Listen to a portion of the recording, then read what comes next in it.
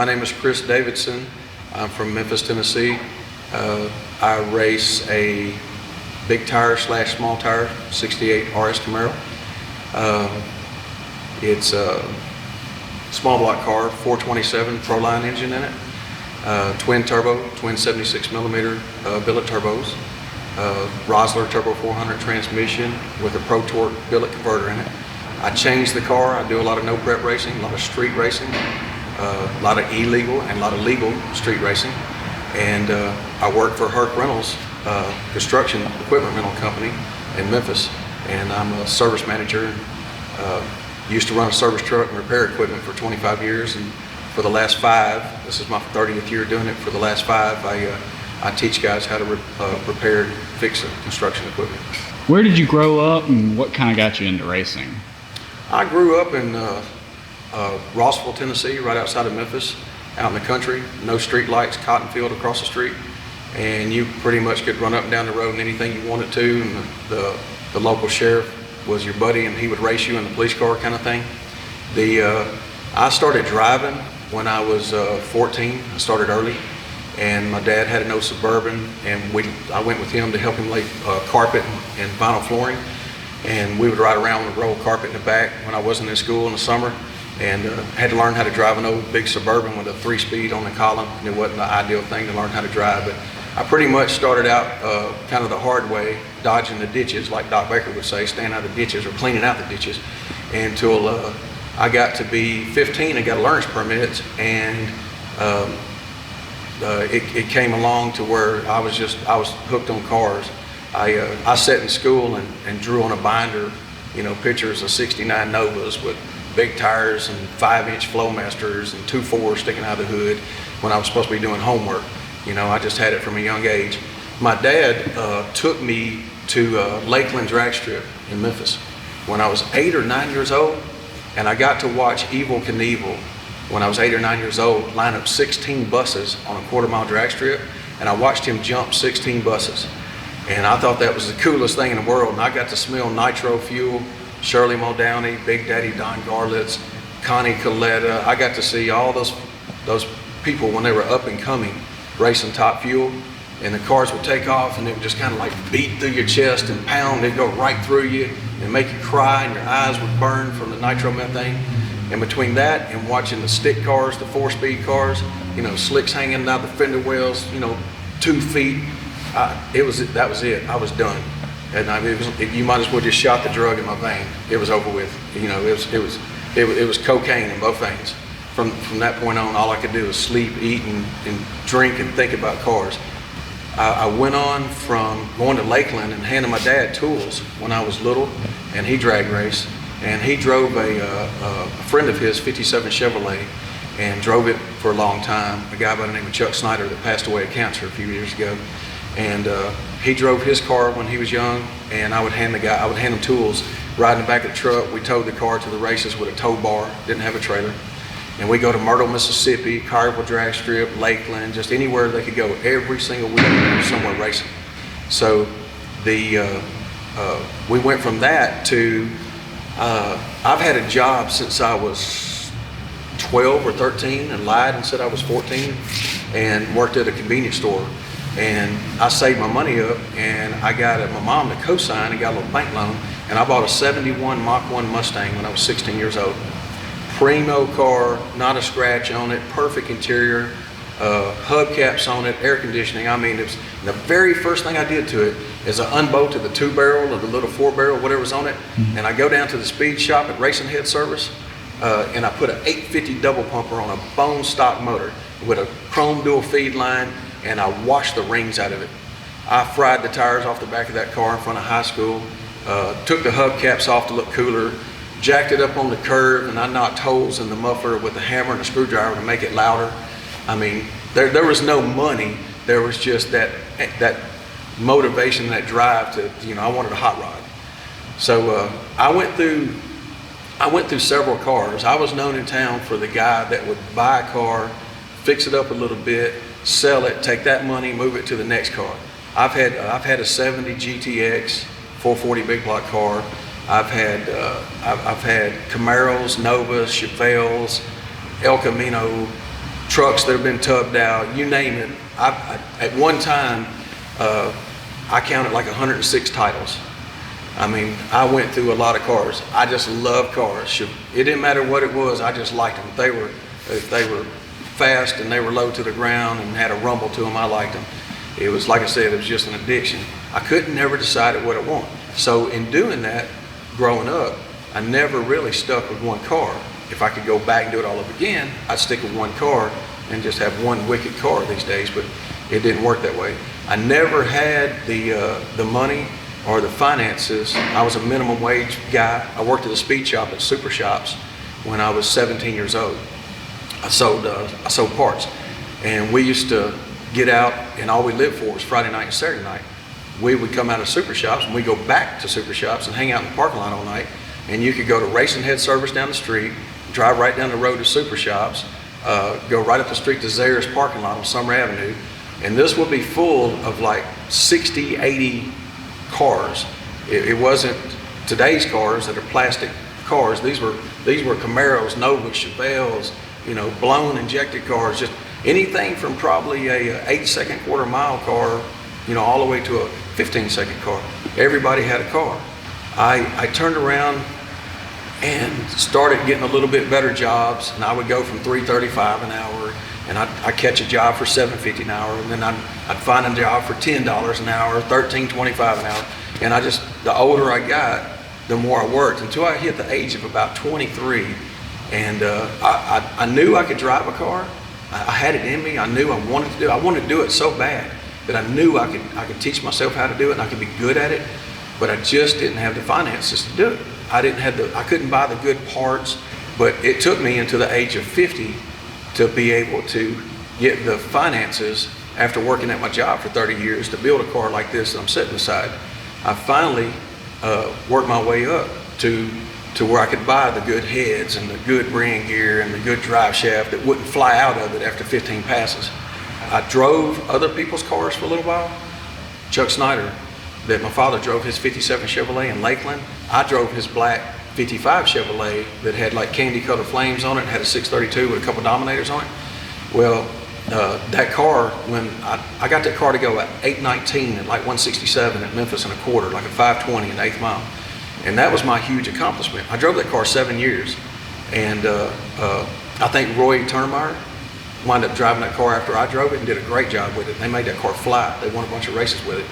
But that car told me that I could do what I wanted to do, and I could make a car do what I asked it to do.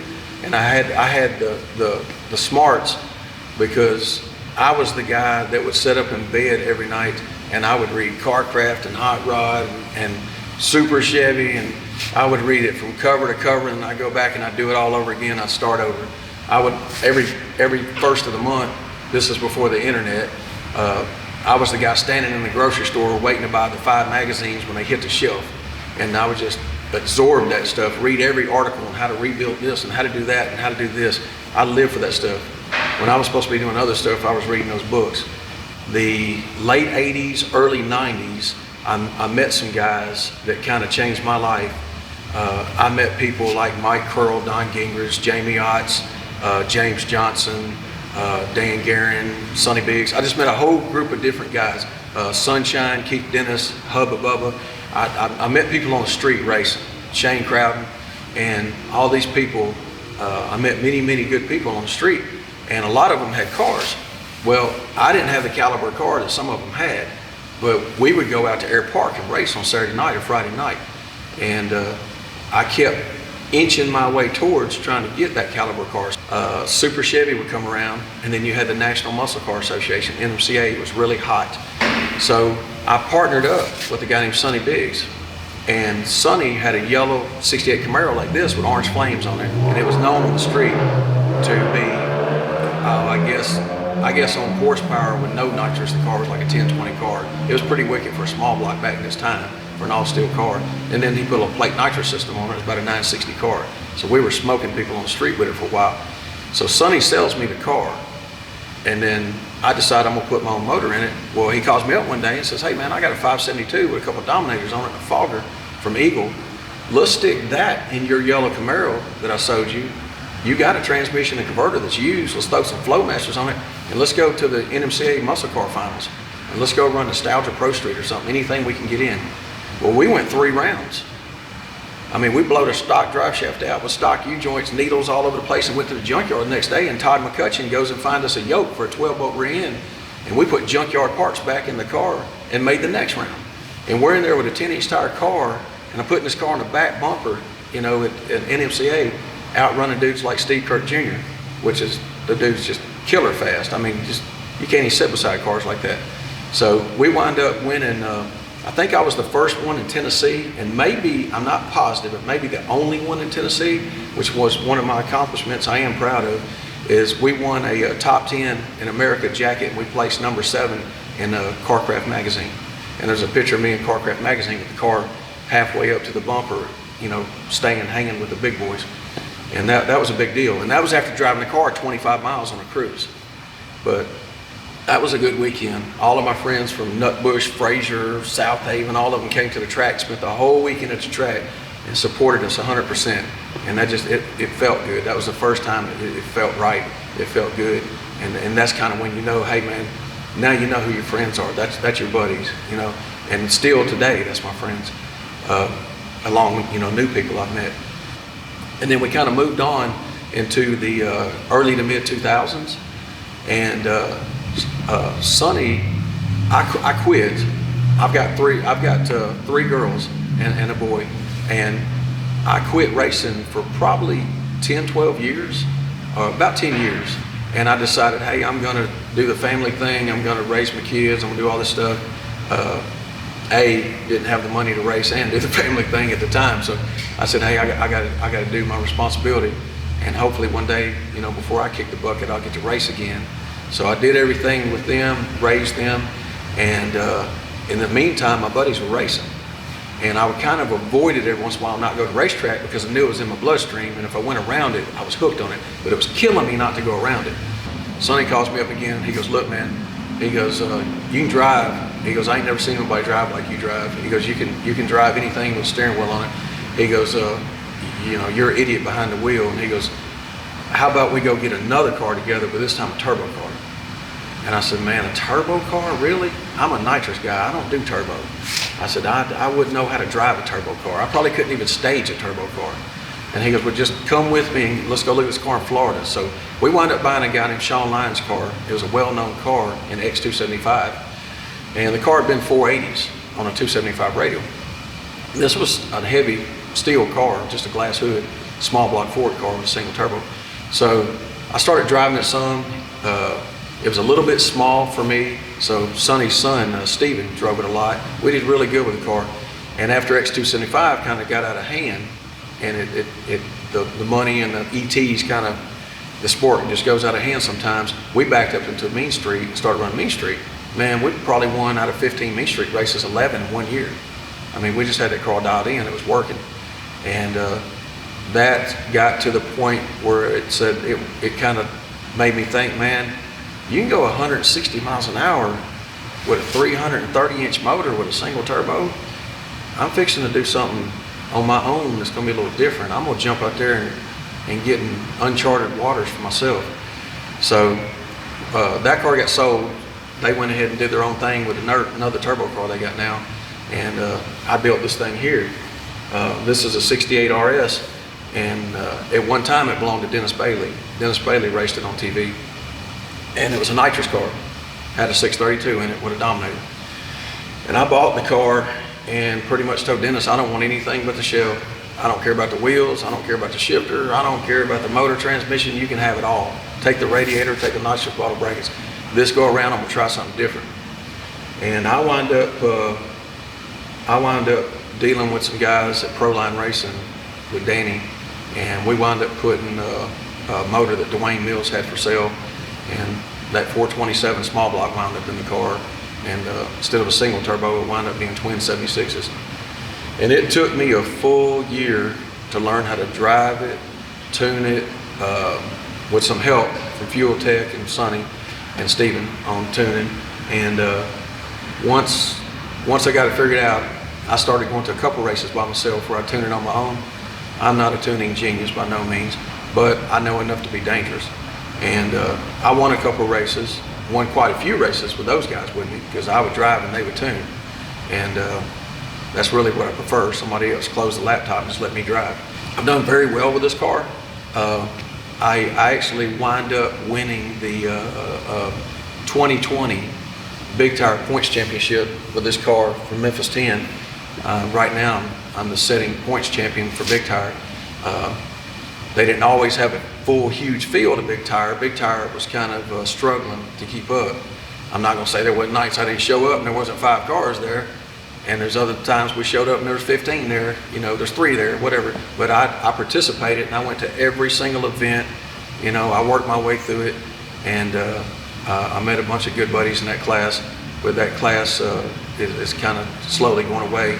So at this point, I put small tires on the car, took wheelie bars off of it, and Memphis 10 has opened up a class now. It ran last year, and I won the, I guess you'd call it the inaugural of the first race of the, I call it Outlaw 29.5, but I think Memphis 10 calls it Run What You Brung 29 class. And it's gonna be part of Memphis 10 this year. And so I've got the little tires in the car, they're gonna stay on the car. And I just use these if I go to a street race or a no prep or something in between that. So I'm gonna be on small tires and no wheelie bars for the full season, and hope to do well in that class. But there's some hitters, there's some guys out there. There's some guys that are fast and they know what they're doing. You know, you got the Lester Millers and the Doc Bakers and the, I'm sorry I don't remember your exact name, I don't want to get it wrong, but there's a guy with the orange 7980 Malibu I raced on small tires at Bahia back in October, November. Man, we were 6 inches apart at the finish line, the nitrous car. I mean, there's some dudes that are flying. So that's my plans in the future, is to run small tire. The class seems like it's going to evolve and do well. There's several tracks that looks like they're going to pick that up in 2021. And 2020 was a tough year. Everybody knows that was a tough year because of all the COVID and the restrictions and the canceled races and all that good stuff. But this year, hopefully, is going to be better. Hopefully, this is going to be a good summer. Out of the last 4 or 5 years, what would you say is probably your favorite race that you've been to, or favorite few races that you've been to? The favorite few I've been to is I went to one at Prescott, to where Discovery Channel grouped in a bunch of groups of cars, and they called in some guys and said, hey, you guys are going to represent Mississippi, which I did. I was in with the Mississippi cars, and you guys are going to represent, you know, whatever, North Carolina. I actually raced North Carolina against them. You know, different states. They brought in some states, and they said, hey, we want to have a shootout, and this is not a televised shootout. This is just, you guys want to race, you say you want to race, come race. So they put up some money, I think 10 grand, and we went out there and raced. Well, there was, I don't know, probably 10 teams, 9 teams, 11, 12, I don't remember how many was there. It was several of them, a bunch of very famous names like Larry Larson and Dwayne Mills, and you know, guys like that. Chris Rankin drives a relic car. There was a bunch of guys that are pretty well known, Richard McCarver. But we went out there and we knocked out, I think, 4 of the teams and got down to the last 4. And this car on that particular day on a racetrack that was just dead hooking no matter what you do, I went the fastest I've ever gone. And just because I got to just flat out just pour the coals to it and let it eat, like they say, I like that race, because that race, you know, you had to use 2 chutes to stop. I mean, that was just it was the fastest guy I was going to get there in that race. And I've never got to turn this car loose and let it go, because I've always raced on the street, or I've raced on a no prep surface. And that was probably one of my favorite races, because I set a personal ET best at that race.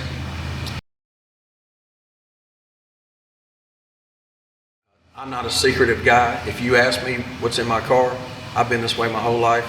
I'm proud of it. I've worked my whole life to build what I've got now. I never had the funds to build anything like that. It took me 53 years to do what I did now, and my whole life of paycheck to paycheck to get it done. So I'm proud of what I got. And if you come up to me, I'm not one of these guys that says, oh, it's a small block with a 3/4 cam, you know, and a 4 barrel. I don't do that. nothing against that. I ain't got nothing against grudge racers or people that don't want you to know what they got. That's great, and they're probably the smart ones, and I'm not. But if you ask me what it is, I'll tell you. Hey, you want to know what crank's in it? I'll tell you what crank's in it. You want to know rods in it? I'll tell you what's rods in it. And I went to Prescott, and this car ran some low fours, and when it ran low fours and the speed it was running, I was just on top of the world. And between, I guess, that race and winning the races that I won at Bahia, I truck raced, I four-wheel drive raced. Before I got into this thing, I was racing a 77 K5 Blazer and took a plasma cutter to it. And the class said no fiberglass. We ran 300 feet on dirt drag racing. And we went to Monroe, we went to Batesville, Arkansas, Oxford, different places for 300-foot dirt racing. Four-wheel drive, it's called Super Truck. And I wound up setting a record with my two teammates, Richie and Mike. And we had a owner that owned all three of the trucks, a guy named Steve Turner, that supported us 100%.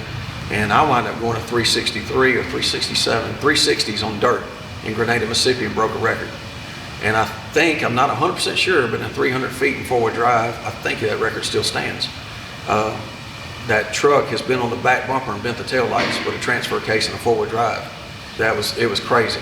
I mean, just crazy horsepower. Those things would throw dirt clods. We actually broke the lights out of the telephone pole on the start line.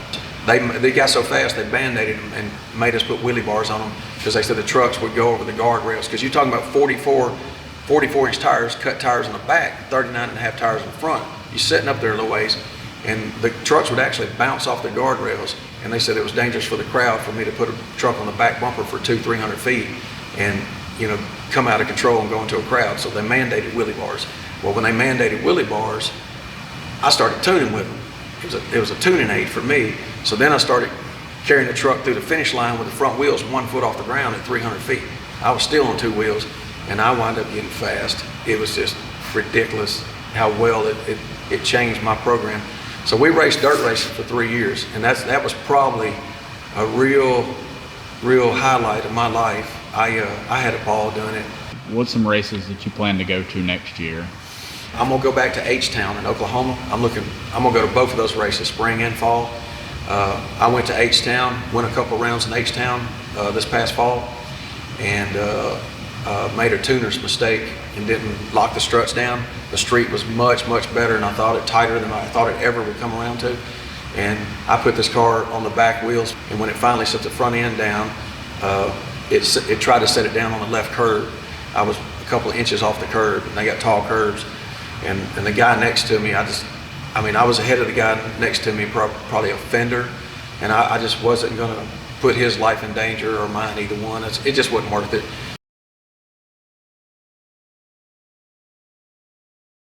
So I was out of shape, so I had to let it go.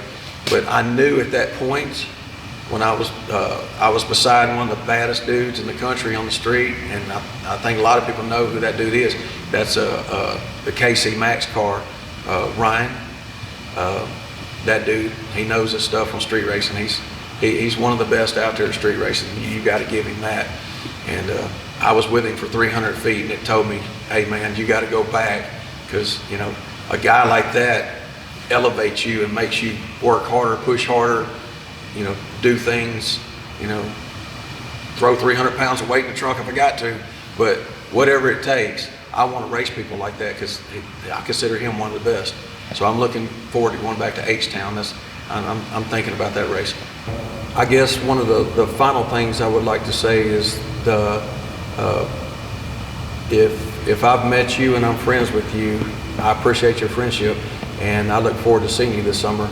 And for all the people that are out there, go to the Memphis 10 page, like the page, share the page, and get to know the drivers.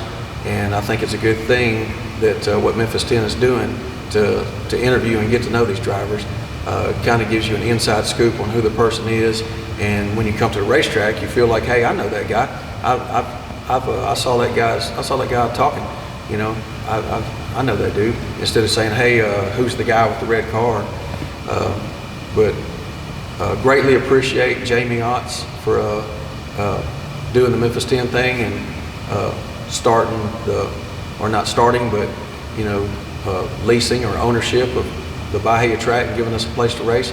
And all the guys that race in every class in Memphis 10, I got nothing but respect for you. And if I don't know you, I hope to get to know you.